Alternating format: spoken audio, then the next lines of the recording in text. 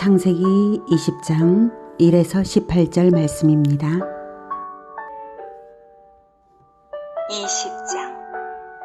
아브라함이 거기서 네게부 땅으로 옮겨가 가데스와 솔 사이 그랄에 거류하며 그의 아내 사라를 자기 누이라 하였으므로 그랄 왕 아비멜렉이 사람을 보내어 사라를 데려갔더니 그 밤에 하나님이 아비멜렉에게 현몽하시고 그에게 이르시되 내가 데려간 이 여인으로 말미암아 내가 죽으리니 그는 남편이 있는 여자입니다. 아비멜렉이 그 여인을 가까이 하지 아니하였으므로 그가 대답하되 주여, 주께서 의로운 백성도 멸하시나이까? 그가 나에게 이는 내 누이라고 하지 아니하였나이까? 그 여인도 그는 내 오라비라 하였사오니 나는 온전한 마음과 깨끗한 손으로 이렇게 하였나이다. 하나님이 꿈에 또 그에게 이르시되 내가 온전한 마음으로 이렇게 한 줄을 나도 알았으므로 너를 막아 내게 범죄하지 아니하게 하였나니 여인에게 가까이 하지 못하게 함이 이 때문이니라. 이제 그 사람의 아내를 돌려보내라. 그는 선지자라.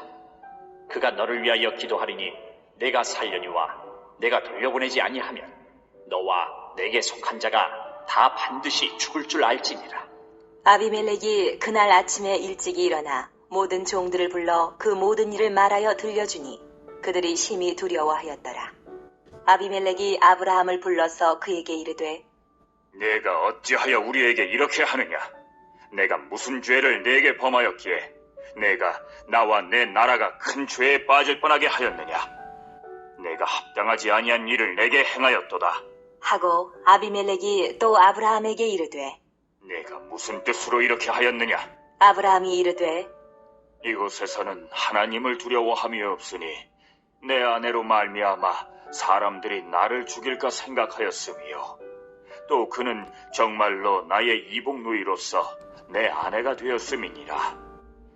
하나님이 나를 내 아버지의 집을 떠나 두루 다니게 하실 때에 내가 아내에게 말하기를 이후로 우리의 가는 곳마다 그대는 나를 그대의 오라비라 하라. 이것이 그대가 내게 베풀 은혜라 하였었노라. 아비멜렉이 양과 소와 종들을 이끌어 아브라함에게 주고 그의 아내 사라도 그에게 돌려보내고 아브라함에게 이르되 내 땅이 내 앞에 있으니 내가 보기에 좋은 데로 거주하라. 하고 사라에게 이르되 내가 은 1000개를 내 오라비에게 주어서 그것으로 너와 함께한 여러 사람 앞에서 내 수치를 가리게 하였노니 네 일이 다 해결되었느니라.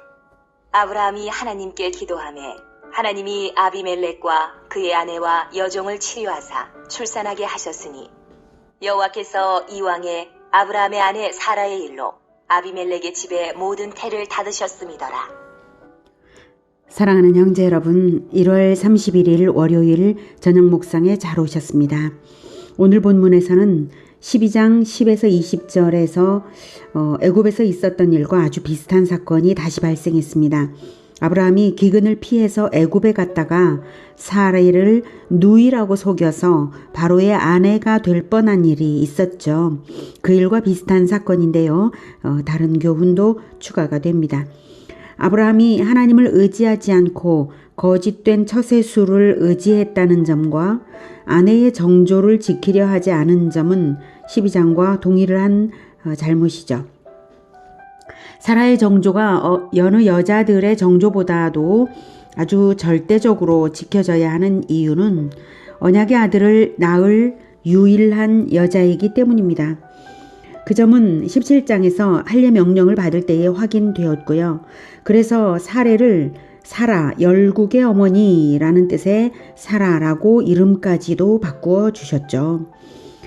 18장에서는 사라에게 1년 후에 아들을 낳을 것이라고 기일까지 정해 주셨어요. 그 정도면 사라의 정조가 얼마나 중요한지를 알고도 남음이 있는데 아브라함이 같은 잘못을 또 저질렀다는 것은 그가 얼마나 연약한지를 생각하게 합니다.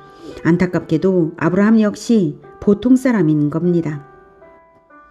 그런데 12장에서는 애굽에 이주해서 일어난 일인 반면 본장은 가나안 땅에서 일어난 일이에요.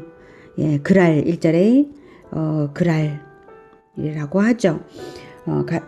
그랄에 거류하며 가나안 지경입니다. 그랄은 하나님의 언약에 따른 가나안 땅 거주 명령을 어기지는 않았다는 점이 다르죠. 애굽에서는 하나님의 언약에 따라 가나안 땅에 거주하는 것은 하나님의 언약이었습니다. 그런데 그 땅을 떠나서 애굽에 갔다는 점이 아브라함에게는 굉장히 실책이었는데요. 지금은 아주 타락한 가나안 땅이지만 거기에 발붙잡 살고 있을 때에 일어난 일이라는 점입니다. 그래서 아브라함이 먼저 하나님의 언약을 어긴 것도 아니에요. 하나님의 행하심은 언약에 충실하셔서 본장에서도 사라의 정조를 지켜주시는데요. 그뿐만 아니라 지나치다 싶을 정도로 아브라함을 높여주시기까지 하십니다. 왜 그러셨을까요? 자, 3에서 7절을 보면 아비멜렉과 하나님과의 대화가 꿈에서 이루어집니다. 이게 보통 일이 아니죠. 아비멜렉은 그랄 왕의 이름이 아니라 왕 그 자체를 의미하는 칭호예요. 애굽 왕을 바로라고 하고 로마의 황제를 가이사라고 하는 것처럼요.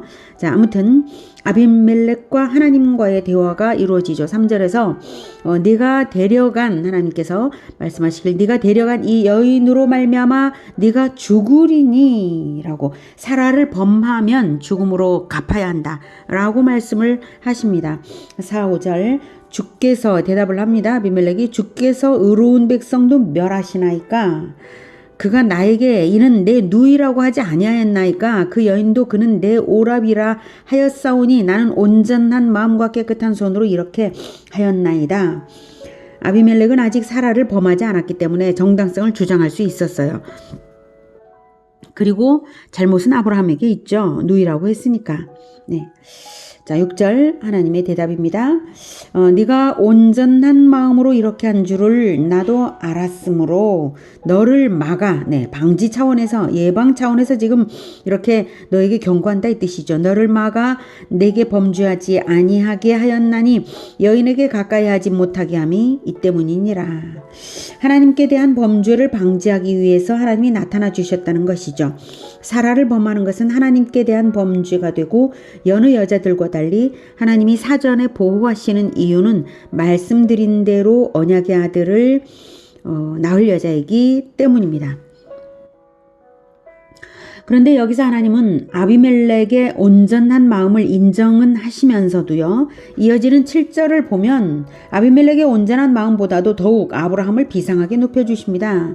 예, 7절에 보면 이제 그 사람의 아내를 돌려보내라. 그는 선지자라. 예, 아브라함은 선지자라. 그가 너를 위하여 기도하리니 네가 살려니와 기도한다면 네가 아브라함의 기도를 통해서 네가 살 수 있지. 네가 돌려보내지 아니하면 너와 네게 속한 자가 다 반드시 죽을 줄 알지니라. 네. 아브라함의 아내를 돌려보내라 라고 명령하시는데요. 만약 돌려보내지 않으면 너와 네게 속한 자가 다 반드시 죽을 줄 알지니라 라고 하십니다. 아비멜렉만 아니라 그 소속까지 다 죽는다고 하십니다. 여기서 소속의 원리를 발견할 수 있습니다. 죽을 죄인에게 속한 자는 죽을 죄인이다. 이것입니다. 아비멜렉이 사라의 일에 관한 한 아직 범죄는 하지 않았고 모르고 한 일이므로 범죄의 의도도 없어서 정당성이 있지만 아비멜렉은 하나님과의 언약 관계가 아닙니다. 그러니 죽을 죄인인 것은 분명합니다. 그러니 주권자이신 하나님이 언제든지 아비멜렉과 그에 속한 모든 자를 죽이겠다고 죽일 수 있다는 것을 말씀하시고 네가 경고를 무시하고 사라를 범할 경우에 소속한 자까지 다 죽이겠다 이렇게 말씀을 하신 것입니다. 자, 그러면 아브라함은요. 거짓말을 하고 꼼수를 쓴 아브라함은 어떨까요? 네, 그런데 하나님은 그는 선지자라. 그가 너를 위하여 기도하리니 네가 살려니와.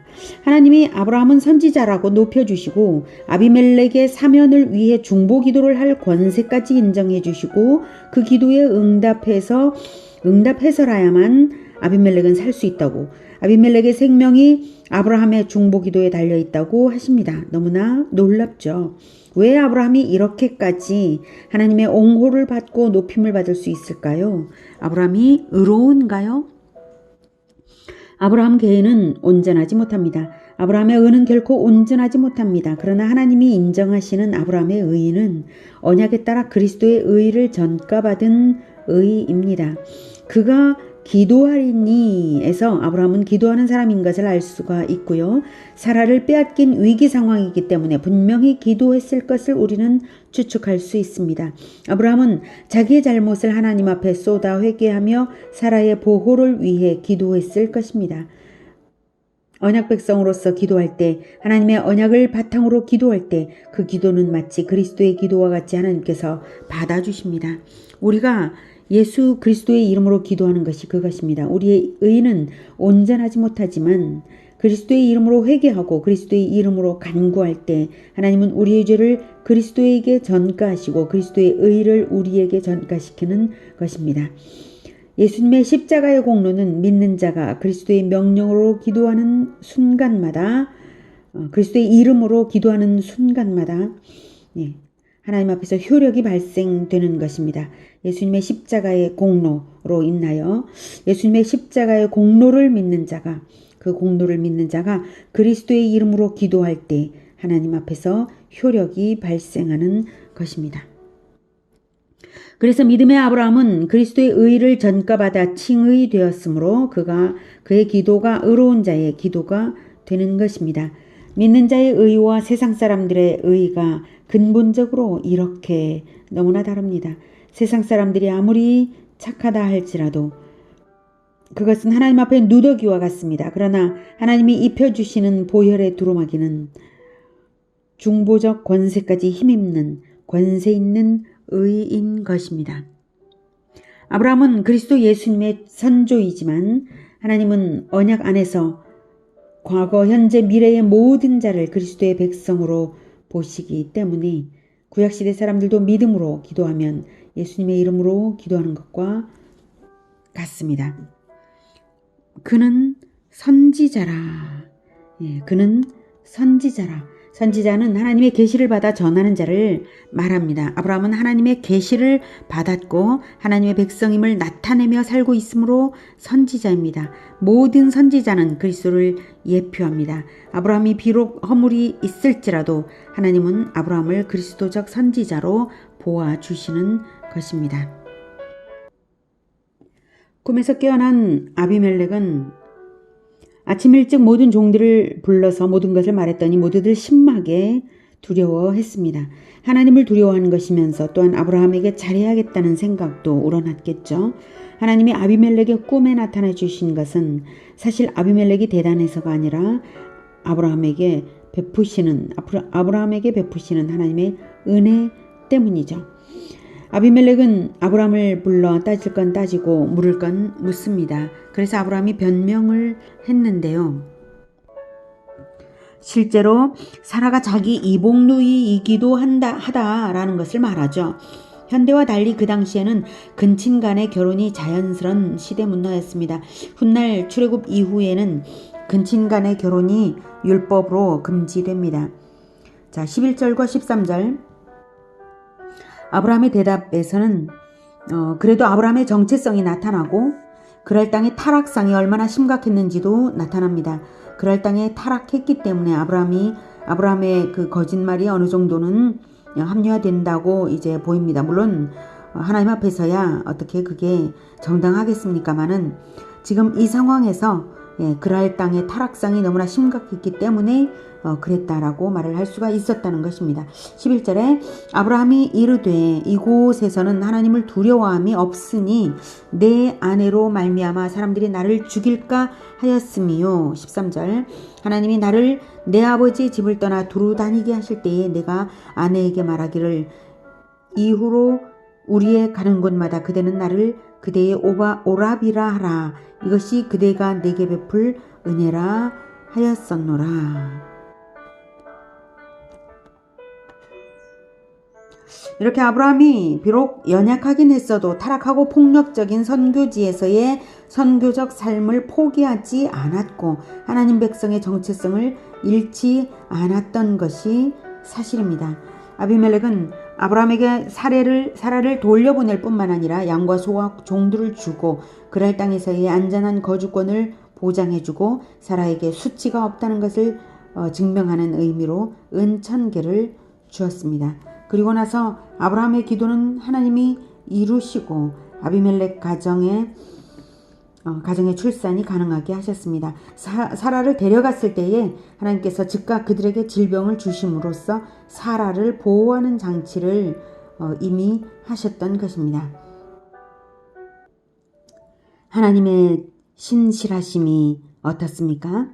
하나님은 하나님의 이름으로 살아가는 언약 백성에게 이 정도로 의리 있는 분이십니다.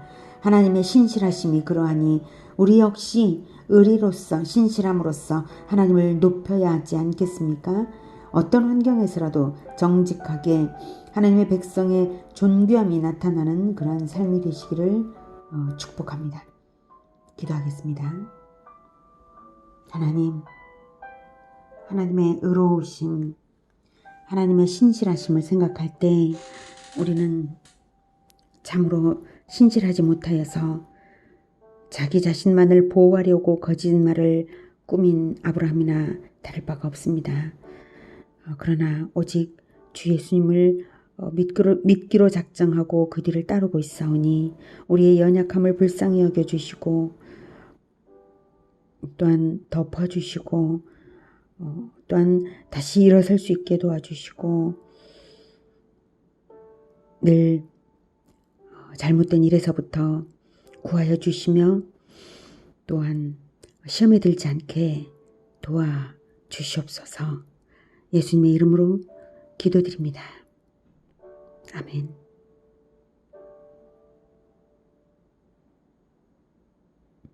이어지는 시간은 개인 기도 시간입니다.